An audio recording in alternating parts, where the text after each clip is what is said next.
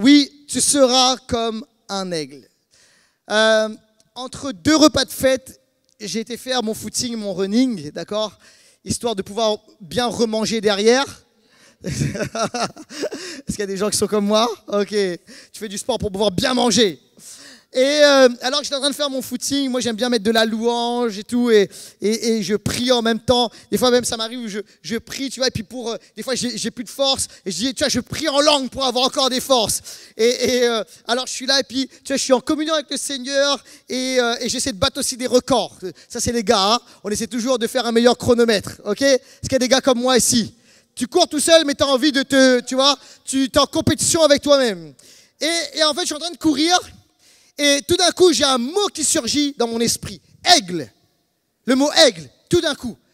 Et je dis, Seigneur, le Seigneur me dit, cette année, tu vas t'envoler comme un aigle. C'est le temps de prendre ton envol comme un aigle. Et alors, tu sais, moi, je ne pensais pas du tout à ce moment-là à un aigle, je vous avoue. Je pensais au foie gras, à la dinde. Pas un aigle. Et alors je dis, Seigneur, est-ce que c'est vraiment une parole de Dieu ou est-ce que c'est ma parole? C'est moi, c'est une pensée qui est humaine. Alors je continue ma course et juste un peu après, je vois un monsieur avec un sweat Eagles, aigle en anglais, d'accord? Et je dis, Seigneur, ça c'est sûr, c'est une parole de Dieu, amen. Et vous savez, des fois Dieu parle et confirme. Et après j'ai eu d'autres confirmations. Écoute-moi bien, je crois qu'en 2024, nous serons comme des aigles. Quelqu'un a dit amen à cela. Nous allons prendre notre envol comme des aigles. Le problème, c'est qu'après, j'ai un peu combattu avec cette pensée. Il y avait une sorte de tension à l'intérieur de moi. Je me dis, Seigneur, ok, je vais prêcher ça, j'ai reçu ça. Alors, je l'ai partagé avec mes enfants, ils ont fait waouh. Mais je dis, je vais le partager à l'église. Est-ce que l'église va faire waouh aussi? Pourquoi? Parce que, Seigneur, on est dans un temps de crise. Alors, je vais prêcher un message. C'est le temps, on va s'envoler comme des aigles. Et je dis, Seigneur, c'est bizarre de prêcher ça, alors qu'il y a des crises, des nations contre une autre, des guerres, crise économique, etc. Il y a des difficultés même au niveau sociétal. Ça semble bizarre de dire, je devrais plutôt dire, Seigneur, il faut prêcher un message, de dire, quand tu seras là dans les difficultés, dans la vallée, Seigneur, dans les moments compliqués, le Seigneur, un message un peu, tu vois, dans les temps d'épreuve. Mais le Seigneur ne me dit pas ça, il me dit, non, non, c'est le temps même, tu dois dire à l'église, c'est pas juste, tu vas, comment dirais-je, survivre, c'est que tu vas survoler. Et en fait, je dis, c'est un contre-temps. C'est pas le bon message, mais écoute-moi bien. Dieu est un spécialiste pour cela. Lorsque le monde, lorsque les puissances des ténèbres t'amènent dans une rythmique, dans un mouvement, le Seigneur, lui, est à contre-temps et il amène quelque chose d'autre pour son peuple. Est-ce que je peux entendre un amen à cela? Écoute-moi bien, même dans les temps difficiles, dans les temps de ténèbres, dans les temps les plus sombres, Dieu veut faire prospérer son peuple. Est-ce que je peux entendre un amen à cela? Ésaïe chapitre 40, verset 31. Et aujourd'hui, je voudrais vraiment partager un message. C'est prophétique, d'accord? Il y a des moments où j'enseigne, etc. Mais là, c'est un message que je libère prophétiquement. Tu es prêt à recevoir? Ésaïe 40, 31. Mais ceux qui comptent sur l'Éternel renouvellent leur force. Oh, renouvellent leur force. Ils prennent leur envol comme les aigles. Ils courent sans s'épuiser. Ils marchent sans se fatiguer. Ils prennent leur envol comme les aigles. Ça va apparaître à l'écran, mais les amis, il y a une autre dimension de gloire dans laquelle nous devons rentrer. Moi, je ne crois pas, vous savez, dans un évangile de médiocrité. J'ai connu l'évangile de médiocrité. Enfin, il ne l'appelait pas comme ça, hein. Mais c'était en tout cas décrit, voilà. Vous savez, c'est constamment, tu sais, c'est un évangile qui te maintient par terre. Tu vois, sous prétexte d'humilité, mais c'est de la fausse humilité. En fait, ça te maintient constamment par terre. C'est un évangile qui te dit, tu vois, Dieu ne veut pas t'amener dans une autre dimension. C'est jamais ça, c'est toujours, tu vois, ce qui t'écrase. J'ai connu ça, mais je peux vous dire, je ne crois pas dans cet évangile. Je crois dans un évangile de gloire, dans un évangile qui relève, alléluia. Non pas un évangile qui écrase ou qui maintient dans la médiocrité. Et en fait, dans la Bible, il y a tellement de passages où Dieu nous dit ceci. Oui, on doit être dans la repentance, mais alors qu'on s'humilie devant Dieu. Le but de Dieu, ce n'est pas de nous maintenir par terre. Le but de Dieu est de nous relever. Et vous savez quoi, même Dieu veut nous amener de gloire en gloire. C'est biblique. Dieu veut même, on ne doit pas voler la gloire à Dieu, mais alors qu'on cherche à glorifier Dieu, la Bible nous dit même que Dieu nous glorifie. Il y a quelqu'un amène à cela. Est-ce que vous savez que Dieu nous glorifie? C'est biblique. On ne doit pas s'élever avec orgueil. Mais alors qu'on reste dans une dimension où on est dépendant de Dieu, Dieu nous glorifie. Quelqu'un a dit amen à cela. Et alors, le Seigneur dit ceci. Il dit, ceux qui comptent sur l'Éternel renouvellent leur force. Ils prennent leur envol comme l'aigle. Alors Dieu veut qu'on s'envole. Et un aigle, ça vole haut, les amis. Ce n'est pas les vieux pigeons parisiens. Mais il y a une condition. C'est ceux qui comptent sur l'Éternel. Ou ceux qui se confient. Notre version dit ceux qui se confient en l'Éternel. Et alors, ça va apparaître à l'écran, le mot compter ou confier ici sur l'Éternel, c'est le mot kava en hébreu. Et ce mot-là est hyper important parce que c'est pas juste, ok, on va voler comme des aigles, peu importe ce qu'on fait ou ce qu'on fait pas. Non, il y a une condition. Et la condition, c'est kava. Dis à ton voisin kava. Et le mot kava, ça a deux sens. Ces deux sens sont complémentaires. La première chose, c'est celui qui compte, celui qui se confie. Le mot kava, ça veut dire aussi espérer. Et à plusieurs reprises dans la Bible, dans l'hébreu, dans l'Ancien Testament, on voit kava qui est traduit par espérer. Mais espérer, tu sais, c'est pas oh, j'espère que ça se passera bien. Hein. C'est pas ça, j'espère que ça va aller. OK? Tu sais, des fois, c'est comme, tu sais, je me souviens, tu sais, j'avais pas trop révisé pour un examen, tu sais, pour le contrôle, puis je dis, comment ça va? Moi, j'espère que ça ira. Tu vois, tu sais, ben, en fait, tu espères, mais tu doutes fort en réalité. Mais c'est pas ça. L'espérance dans la Bible, l'espoir dans la Bible, c'est pas juste, j'espère que ça ira bien. C'est, je sais que le futur est glorieux. Je sais que Dieu a quelque chose de glorieux, que Dieu a prévu quelque chose de bon. Alléluia. Et en fait, vous savez, parfois, on dit, il ne faut pas prêcher à la pensée, un message positif, etc. Ce n'est pas une histoire de pensée positive ou, comment dirais-je, tu sais, de motivation personnelle, développement personnel. Non, on ne parle pas de ça. Je parle de l'espérance biblique. Mais l'espérance biblique, c'est que Dieu a prévu quelque chose de glorieux. Le futur est glorieux. L'avenir est glorieux. Écoute-moi bien, ce que tu as vécu hier, peut-être était difficile, ou peut-être c'était glorieux. Mais écoute, avec le Seigneur, c'est de gloire en gloire. Donc il y a des choses glorieuses que Dieu a prévues pour toi. Et peut-être que tu es ici, tu as arrêté de rêver, de croire. Écoute-moi, je veux injecter en toi par le Saint-Esprit l'espérance qui vient du ciel, alléluia. Et je veux que le Seigneur puisse créer en toi cette foi, cette réalité, cet espoir. Tu dis, avec Jésus, le futur est glorieux. Quelqu'un a dit amen à cela. Oui, mais Laurent, les ténèbres vont s'épaissir. Oui, mais Dieu dit aussi qu'il y aura un réveil mondial et qu'il y aura quelque chose que personne ne pourra ignorer. Quelqu'un a dit amen à cela. Et que l'évangile remplira la terre. Amen. Que la gloire de Dieu remplira la terre comme l'eau remplit le fond des océans. Est-ce que je peux entendre un amen à cela? Alléluia. Alors, oui, le futur est glorieux avec Dieu. Et vous savez quoi? J'ai lu la fin du livre. Je connais la fin de l'histoire. Et à la fin, vous savez ce qui se passe? On gagne! Amen. Désolé d'avoir spoilé. Le deuxième sens, c'est rassembler. Kava, ça veut dire rassembler. Mais dans le sens d'alignement.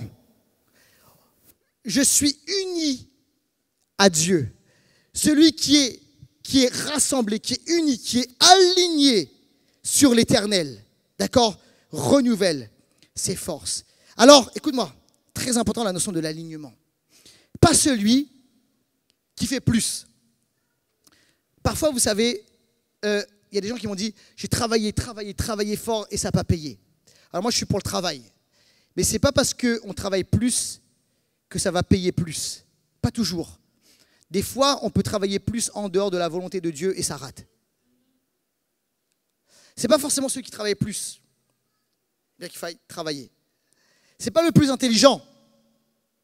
Ce n'est pas celui qui a le meilleur carnet d'adresses qui va prendre son envol. Mais celui, premièrement, qui sait que Dieu a prévu des choses glorieuses. D'accord, je sais que derrière là, il y a une bénédiction qui m'attend. Peu importe ce que je vis. Mais c'est aussi celui qui s'aligne avec la volonté de Dieu, avec Dieu. Et les amis, il est important d'aligner non seulement notre pensée, mais d'aligner notre vie, de connecter notre vie à Dieu afin de recevoir la bénédiction. Et j'aimerais dire ceci, c'est le temps maintenant du réalignement. Et il y a à chaque fois, vous savez, avant l'envol, avant de devenir un aigle, il y a toujours un temps de réalignement. Un temps où nous devons être réajustés selon le plan de Dieu. Il y a peut-être des gens ici, tu es peut-être dans le trouble. Et tu dis, Seigneur, je ne crois pas que je puisse prendre mon envol. Je ne crois pas que ce soit possible, Seigneur. Et je ne suis pas sûr de ça. Écoute-moi bien. C'est le temps d'être réaligné. Entre la croix et l'ascension, il y a eu 40 jours. Et 40, vous savez, dans la Bible, alors ça c'est le chiffre de l'épreuve, le nombre de l'épreuve. C'est vrai. Mais c'est surtout le nombre de la préparation. 40 jours et 40 nuits, Jésus dans le désert, pour se préparer au ministère. Et entre la croix et l'ascension, lorsque Jésus monte vers le Père, remonte vers le Père, il y a 40 jours. Et ce sont 40 jours de préparation. En fait, Jésus, dans ce temps-là, a préparé ses disciples. Comment les a-t-il préparés? Il les a préparés en les réalignant. Après la croix, ils étaient complètement chamboulés et perdus. Jésus leur a expliqué, je vais mourir, mais le 3e jour, je ressusciterai. Mais ils n'avaient pas saisi l'ampleur, le sens de ces mots-là. Et Jésus meurt à la croix. Ils ont vu leur sauveur, ils ont vu leur Messie, celui pour lequel ils avaient donné leur vie, pour qui ils avaient tout abandonné. Ils l'ont vu, ils ont vu les clous dans ses mains, dans ses pieds, ils ont vu son corps déchiré, ils l'ont vu dans le tombeau, ils ont vu son corps inanimé. Et pour eux, c'était fini. Ils étaient dans le trouble, ils n'étaient plus alignés. Il n'était plus dans le temps, on va s'envoler avec Jésus comme on était alors qu'on guérissait les malades, on chassait les démons, les gens venaient à Jésus, la foule. Il n'y a plus de foule. Il n'y a plus de foule. Et alors, regardez bien ce qui se passe. 40 jours, Jésus les prépare. Jésus ressuscite.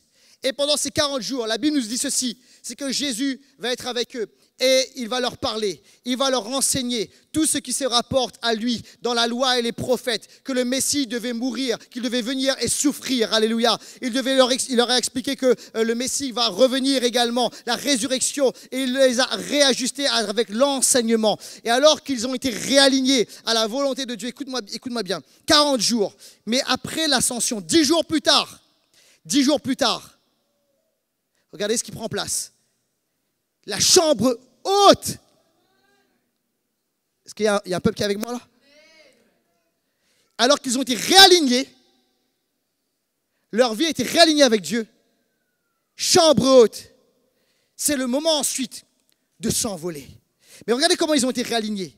Ils ont été réalignés, on le voit parce que dans la Bible, il est dit ceci. C'est qu'ils allaient tous les jours au temple. Ils étaient dans la prière, dans la joie. Ils savaient qu'il y a de l'espoir.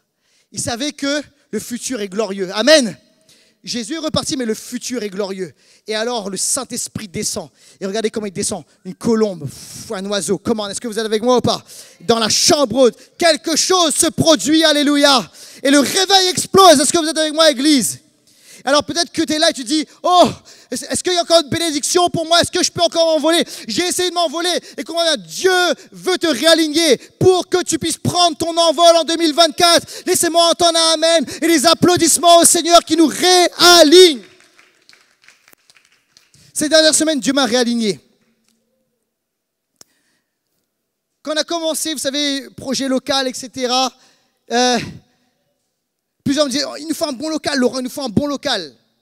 Et je sais, je dis, ouais, il nous faut un bon local. Mais intérieurement, j'avais quand même quelque chose. Vous savez, on a implanté l'église il y a une dizaine d'années, ici à Impulsion. Il y a eu des hauts, puis il y a eu des bas. Et tu sais, des fois, alors on rend grâce à Dieu pour les hauts, mais humainement, tu te souviens beaucoup des bas. Et quand c'était bas, c'était bien bas. Et à un moment, tu arrives, puis tu es dans une espèce de zone de confort. Et tu dis, on est bien là, finalement. Parce qu'il y a des choses qu'on a essayé de faire. À un moment, tu sais, tu essaies de prendre ton envol. Et tu sais, moi, je commence le ministère, j'ai des rêves de grandeur pour Dieu. Et tu essaies, puis ça ne marche pas. Il y a des choses, on avait, ça ne marche pas. Même maintenant, tu sais quoi, quand il y a des Impulsion Formation, notre centre de formation. Quand on a dit, OK, on va lancer Impulsion Formation, j'ai dit, bon, on va voir comment ça se passe. J'ai dit au leader, on verra. Pas sûr. Vous savez pourquoi? Je vous dis la vérité. Il dit, t'as pas de foi, Laurent? Priez pour moi. Parce qu'en fait, on a déjà essayé de faire des choses comme ça. Et à l'époque, ça n'avait pas marché. Mais, tu sais, il y a un timing de Dieu. Il y a un temps de Dieu. Et maintenant, vous savez quoi? Ça marche. Et je suis surpris. J'ai dit, ah bon? Et il dit, mais il y avait oui, il y a du monde. Et Dieu m'a dit ceci. Il m'a parlé. Il m'a dit, Laurent, je te réaligne maintenant. Il y a un moment où, oui, tu avais essayé de t'envoler. Mais ce n'était pas le timing. Il fallait un temps de préparation. Mais je n'ai pas renoncé à mes paroles et à mes promesses. Alors je comprends peut-être ce que tu vis, tes doutes, etc. Mais Dieu te dit, c'est le moment d'y aller. C'est le moment de voir grand, de penser grand. Parce que Dieu, alors qu'il te réaligne, il t'appelle et il t'amène à prendre ton envol comme l'aigle en 2024. Laissez-moi entendre un amen à cela. Rapidement, 3 caractéristiques de l'aigle. Vite, rapidement. Premièrement, une vision lointaine. Ça apparaît à l'écran. L'aigle a cette capacité de voir loin, très très loin. C'est l'animal qui a la vision la plus perçante. Ok ? Et c'est tellement perçant. Non seulement c'est très perçant, il est capable de voir loin, de voir ses proies de loin, etc. Mais l'aigle, vous savez, c'est aussi spécial. Il a une vision à 340 degrés. D'accord ? Donc il est capable de voir, peut-être pas tout derrière, mais pas loin. D'accord ? Et alors que, c'est rigolo, ce matin je suis en train de revoir mes notes, et puis il y a Augustin qui me dit, tu vas prêcher sur l'aigle, ce que tu nous as partagé, papa, sur l'aigle. Et puis il regarde, il voit vision à 340 degrés. Il me dit, t'es bon en science, papa. Oh, j'ai trouvé ça, c'est sur Internet, en vrai. Mais j'ai vérifié, c'est une bonne info, hein, c'est pas un fake. Il est capable de voir très loin, vision à 340 degrés, et une capacité à voir à de grandes distances. Ça, c'est l'aigle. Et en fait, ça nous parle de quelque chose, c'est une vision lointaine. Ça nous parle de la vision prophétique, les amis. Et en fait, en 2024, alors que Dieu veut nous propulser, veut nous amener à être des aigles spirituellement, Dieu veut nous amener à voir loin. Pas juste à voir, vous savez, ce qui prend place là autour de nous, les problèmes dans l'immédiat, les soucis aujourd'hui. Mais Dieu est capable et il veut nous amener à voir loin et à voir de grandes choses et à voir que le futur est glorieux avec lui. Quelqu'un a dit amen à cela. Ça, c'est l'aigle. Proverbe chapitre 30, versets 18 et 19. Il y a 3 choses qui sont trop merveilleuses pour moi, et même 4 que je ne parviens pas à connaître. On va rester sur une chose. La trace de l'aigle dans le ciel. L'aigle est en hauteur. Mais en hauteur, il est capable de voir sur la terre ses proies.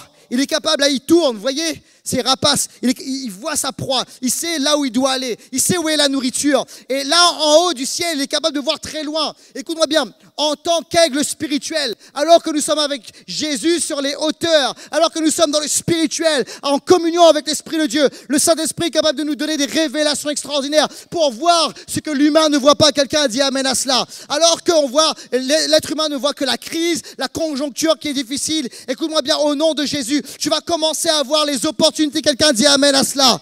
Dieu va te donner de voir avec stratégie ce qu'il veut faire parce que tu vois prophétiquement. Tel l'aigle, quelqu'un dit amen à cela. Et une vision à 340 degrés, tu es capable aussi de discerner. Oh, il y a un ennemi qui veut m'attaquer, je le discerne dans le nom de Jésus et je le fous droit à coup de bec. Quelqu'un dit amen à ça. Spirituellement.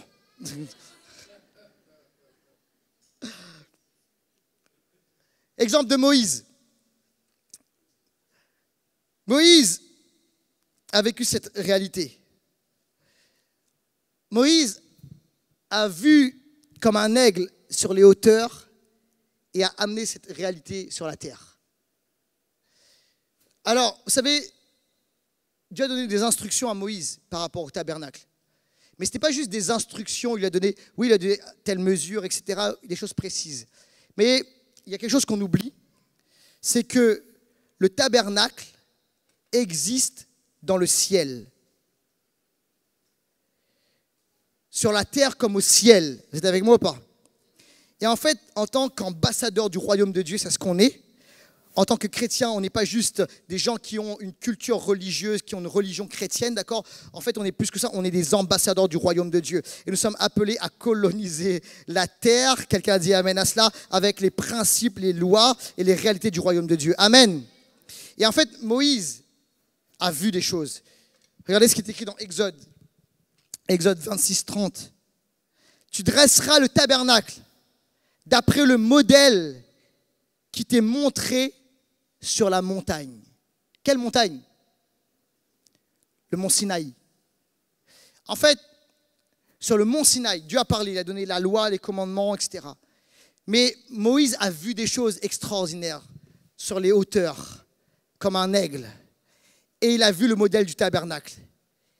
Il a vu le parvis, le lieu saint, le lieu très saint, l'arche de l'alliance. Il a vu les structures, les rideaux. Et ce qu'il a vu dans le ciel, il l'a établi sur la terre.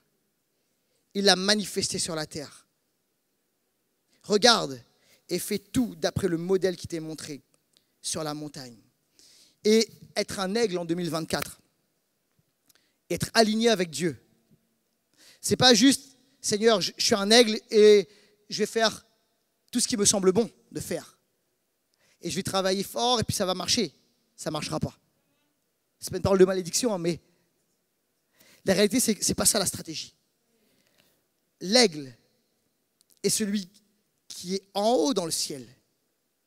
Et à partir du ciel, il voit. Et il descend sur la terre. Et il l'établit sur la terre.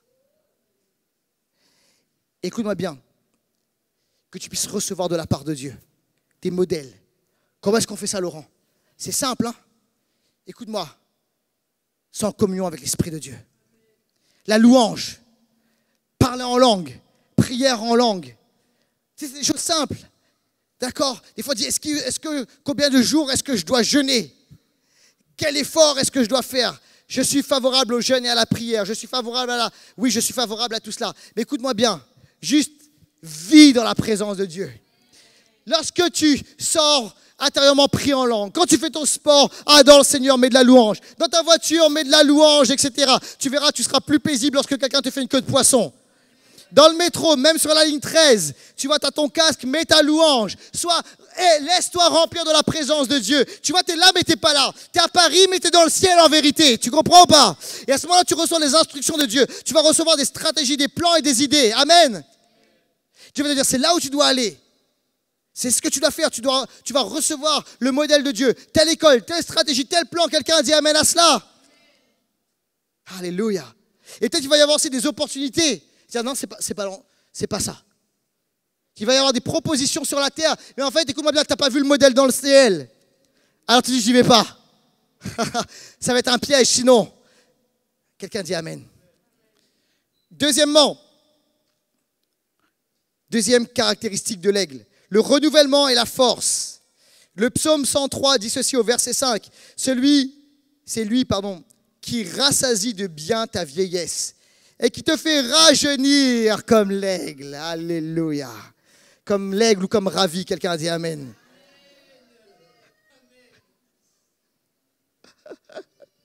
Alléluia. Seigneur m'a dit, arrête de dire tu vieillis. Ah, ok. Alors, trouve autre chose. Bon, je dis autre chose maintenant. Je n'ai pas encore trouvé la bonne formule, mais je gagne en maturité, je ne sais pas trop. Bon, bref, je gagne des kilomètres. Mais je suis un modèle récent. Le moteur est neuf. L'esprit est renouvelé. Des fois, il y a des promesses, on les a, vous savez, c'est comme si on les a un peu zappées. Ou sinon, tu sais, on a dit, bon, ben ça, c'est spirituellement. Tu vois ce que je veux dire? Bon, honnêtement, je crois que c'est littéralement qu'il faut le voir. Je ne sais pas ce que ça veut dire spirituellement. La Bible dit ceci, c'est lui qui rassasie de bien ta vieillesse, qui te fait rajeunir. Dieu veut nous faire rajeunir. Quelqu'un a dit amen à cela. Dieu veut renouveler notre corps. Vous savez, quand vous prenez la Sainte Seine, quand vous prenez le pain, le fruit de la vigne, déclarez ceci, je déclare le renouvellement de mes cellules, la régénération de mes cellules. Alléluia. Que mes cellules ne vieillissent pas, mais qu'elles soient renouvelées au nom de Jésus. Je disais, non mais est-ce que ça c'est possible? Si la Bible dit, c'est que c'est possible. Qu'on soit renouvelé, qu'on puisse rajeunir. Alléluia. Et le Seigneur veut nous renouveler physiquement. Il veut nous donner la santé, alléluia. Il veut nous fortifier. Il veut nous donner la force. Quelqu'un dit amen. Regardez Jésus. Jésus va sur les hauteurs. Il va sur le mont de la transfiguration. Comme un aigle sur les hauteurs. Ok? Il y a quelque chose qui se passe alors que Jésus est comme un aigle sur les hauteurs, sur le mont qu'on appelle le mont de la transfiguration. On lit ceci ensemble. Marc chapitre 9, versets 2 à 4. 6 jours après, Jésus prit avec lui Pierre, Jacques et Jean et les conduisit seuls à l'écart sur une haute montagne. Il fut transfiguré devant eux. Ses vêtements devinrent resplendissants et d'une telle blancheur que personne sur la terre ne peut blanchir ainsi. Ainsi, Élie et Moïse leur apparurent et ils s'entretenaient avec eux. Et après, il dit ceci, au verset 7, « Une nuée vint les couvrir et de la nuée sortit une voix, celui-ci est mon fils bien-aimé, écoutez-le. » Alors, regardez ce qui se passe ici. Jésus va sur la montagne.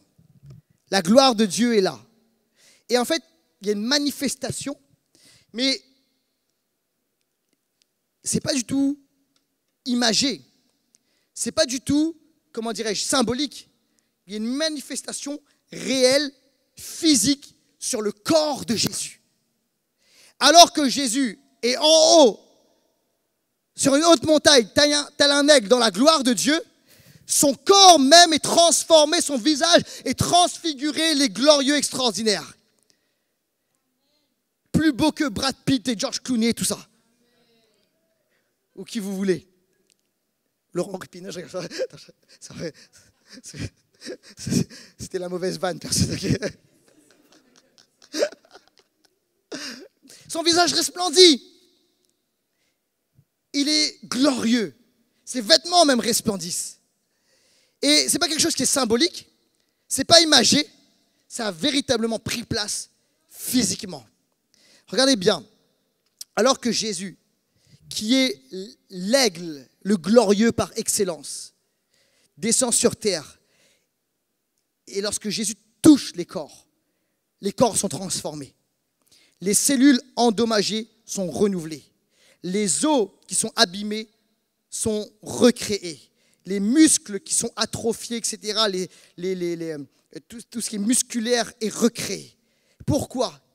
Parce que cette dimension de la gloire, lorsque nous vivons dans la présence de Dieu, cette réalité a un impact sur notre physique. Est-ce que vous êtes avec moi ou pas? Nos forces sont littéralement renouvelées. Nos capacités, même je crois, sont multipliées et développées. Quelqu'un a dit amen à cela. Dieu veut nous communiquer des forces nouvelles. Alors, écoute-moi, arrête de dire je vieillis, etc. Arrête de confesser. Vous savez, la puissance de nos paroles. La parole a une puissance de bénir ou de maudire. Et parfois, vous savez, on peut même s'auto-maudire. Ah, vous savez, je vieillis, je suis pas bien, etc. Je ne dis pas qu'il n'y a pas des réalités, mais commence à déclarer autre chose et je crois que ta parole va créer quelque chose d'autre dans ton corps. Quelqu'un a dit amen à cela. Parce que la parole a une pouvoir créatrice. Et par la parole, nous pouvons créer la mort ou la vie. Alors commence à dire au nom de Jésus, je suis renouvelé, je suis vivant, je suis en forme. Mon corps est renouvelé, guéri, en santé, alléluia. Commence à déclarer cela, parler cela. Merci Seigneur, tu me fais rajeunir, amen. Alléluia. Et regardez dans la Bible, dans l'Ancien Testament, alors avant le déluge c'est encore plus vrai, et après le déluge c'était encore vrai. Les gens vivaient longtemps. Des fois 300 ans, 500, 900. Qui dit plus? Ils vivaient longtemps. Et en fait, plus la terre était endommagée par le péché, et on voit aussi les années qui sont réduites. Mais la réalité, c'est que Jésus est venu entre-temps. Et Jésus a restauré la communion avec le Père. Alléluia. Et Jésus, alors qu'il est venu détruire la malédiction du péché, il nous introduit, lui, le nouvel Adam, une nouvelle forme d'humanité dans la bénédiction. Alléluia. Et alors, écoutez-moi, il y a une grâce de restauration et de guérison et de renouvellement de force qui vient sur nous. Alléluia. Mais il faut se réaligner. Alors, si on pratique la réalité, les amis, c'est que la pratique du péché va détruire nos années de vie. Va impacter notre vie. Mais alors qu'on s'aligne avec la volonté de Dieu, la présence de Dieu, les commandements de Dieu, je crois que le Seigneur renouvelle notre corps et il rallonge nos années. Quelqu'un dit amen à cela. Et des principes, peut-être bientôt enseigner là-dessus. Alors le Seigneur renouvelle les forces.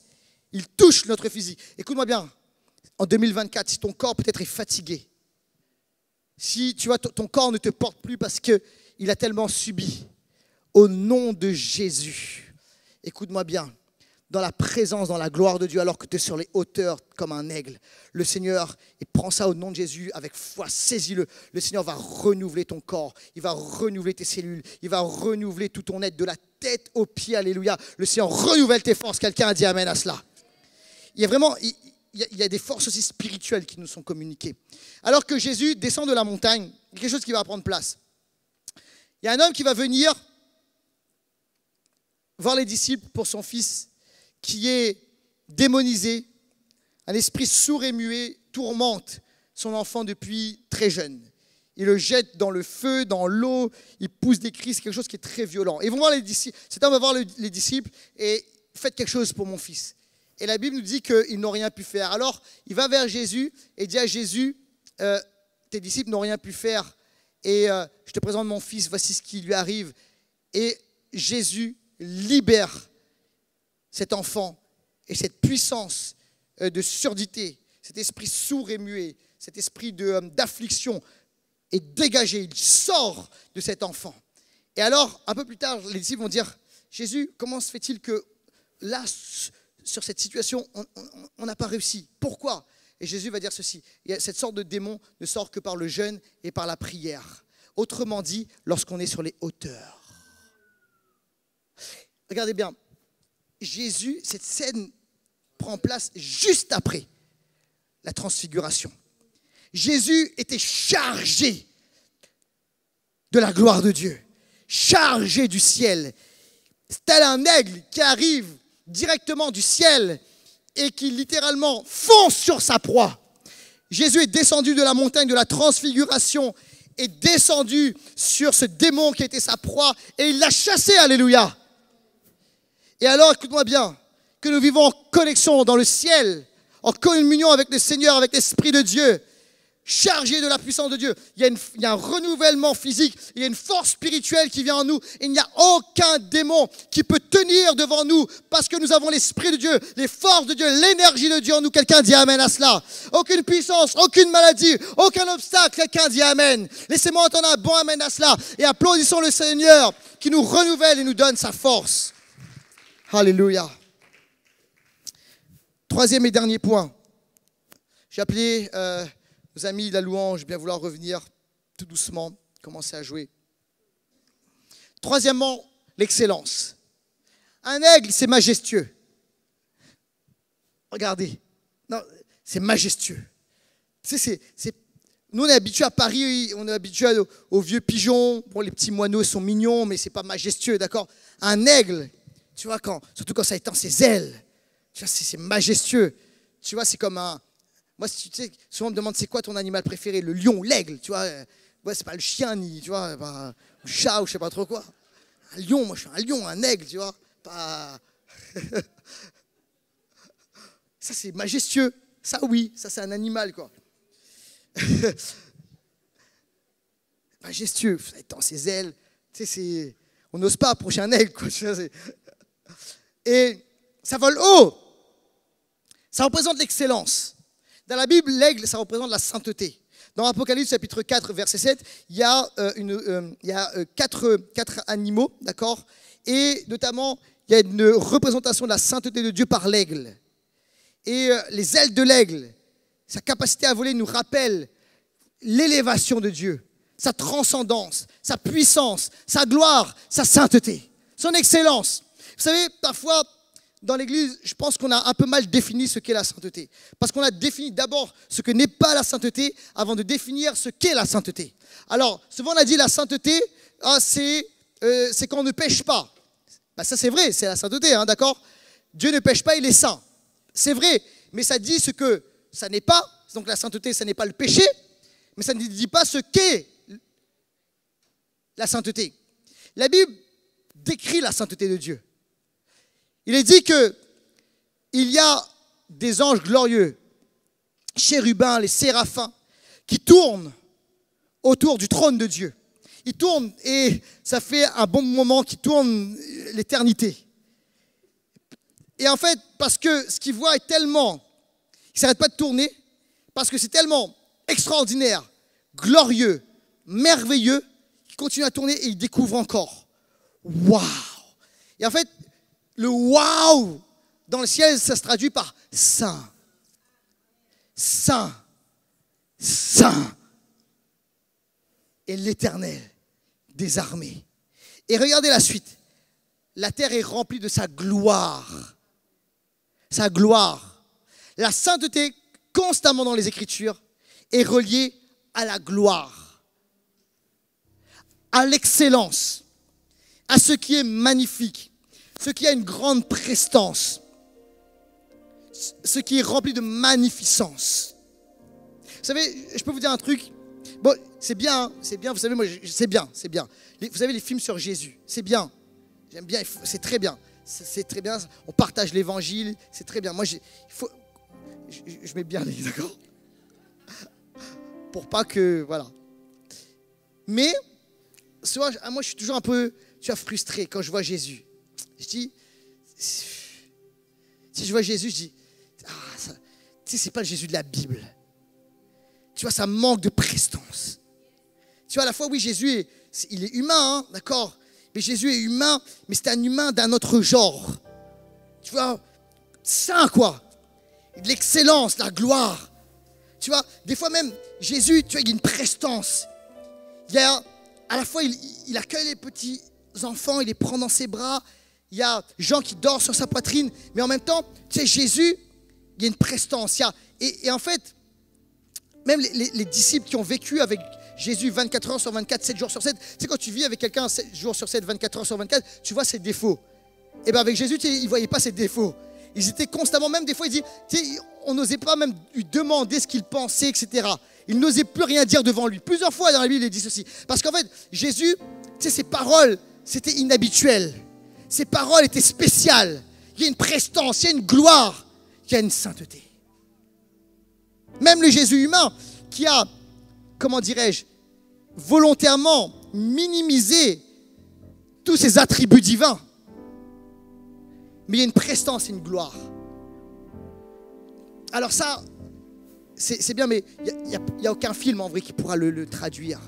C'est quand on verra notre Jésus face à face. Mais une sainteté, une autorité, une gloire. Et les amis, la Bible nous enseigne, nous invite. Soyez saints comme je suis saint. On est appelé à vivre l'excellence de Dieu. Tout autour de Dieu est excellent. C'est pour ça que je suis contre la médiocrité, parce que la médiocrité, c'est l'anti-sainteté.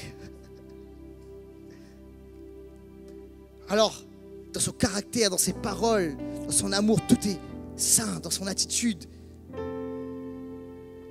dans ce qu'il est, dans son tout, ce qu'il fait, tout est saint. Il n'y a rien que Jésus. Jésus, quand il fait quelque chose, c'est parfait. Il ne fait pas un demi-miracle. Tu sais, il ne dit pas à celui qui voit des êtres humains comme des arbres, c'est ok, c'est bon, ça passe. Non, il est saint. C'est pour ça que Jésus guérit les corps. Il guérit les corps parce qu'il veut que notre corps, c'est la manifestation de la sainteté dans notre corps. Vous comprenez ça? Parce qu'il est saint. Jésus, lorsqu'il fait du vin, il ne fait pas juste un vin moyen. Ils sont déjà bien joyeux, on va faire un vin un peu moyen. Non, il fait le meilleur vin.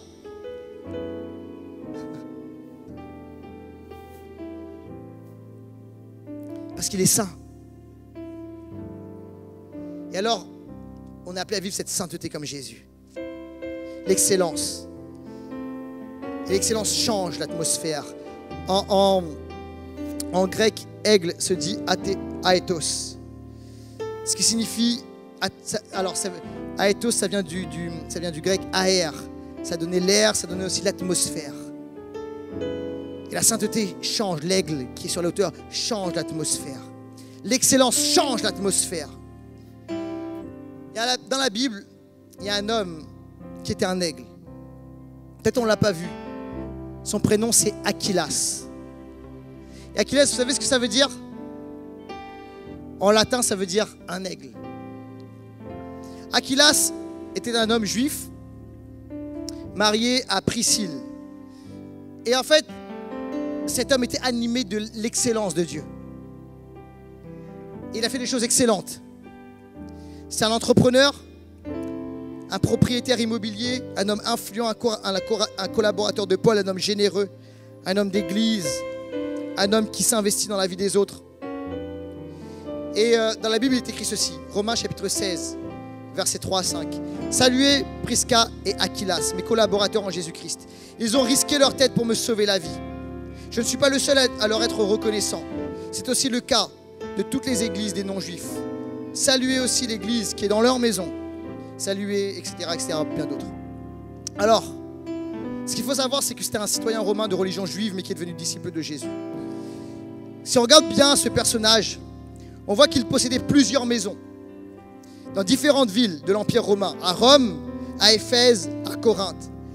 Et cet homme-là, qui était un propriétaire immobilier, a fait de ses demeures des endroits où l'église se réunissait. Parce que les églises se réunissaient dans les maisons.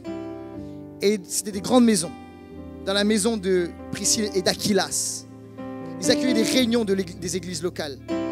Plusieurs endroits. À Rome, à Éphèse, à Corinthe. À Corinthe, il était le propriétaire d'une fabrique de tentes. La Bible nous explique qu'il fabriquait des tentes, mais quand on regarde bien, c'était pas juste qu'il fabriquait des tentes, et c'était quelqu'un qui avait une entreprise. Il a été propriétaire d'une industrie où il fabriquait des tentes. Et c'est tellement important que c'est lui qui a recruté l'apôtre Paul. L'apôtre Paul était un faiseur de tentes. Et alors que Paul est arrivé à Corinthe, il a employé l'apôtre Paul. Mais en fait, cet homme-là avait tellement un cœur pour l'évangile. Son cœur n'était pas pour l'argent, mais était pour le royaume de Dieu. Il dit à Paul, tu vas travailler là pour vivre, mais je te laisse assez de largesse pour aller faire des voyages missionnaires et pour aller enseigner et pour aller prêcher le royaume de Dieu partout. Il l'a libéré comme ça. Et la Bible nous explique aussi que c'est un homme influent. Il a usé de son influence pour protéger à plusieurs reprises les chrétiens contre les autorités romaines. Il dit qu'il a sauvé ma tête en risquant la leur. C'est ce qu'il a dit. Achillas est un aigle. Moi, vous savez comment j'appelle ce type d'aigle? Des kingdom builders. Des bâtisseurs du royaume. C'était un entrepreneur, mais un entrepreneur du royaume. C'était quelqu'un qui ne faisait pas, vous savez, de distinction entre mes propriétés, ça c'est mon argent, c'est moi. Non, non.